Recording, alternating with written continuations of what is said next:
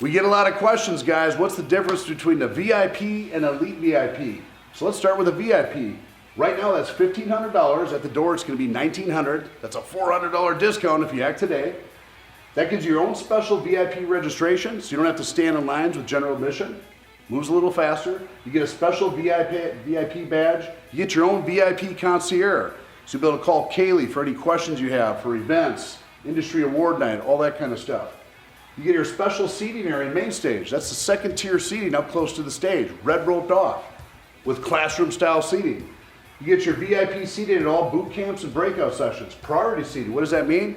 It means even if you didn't RSVP to a breakout, even if you're late to a boot camp or late to a breakout, maybe you didn't RSVP, with that VIP badge, you're gonna have a upper 2 or 3 rows in each boot camp and breakout dedicated for VIP ticket holders.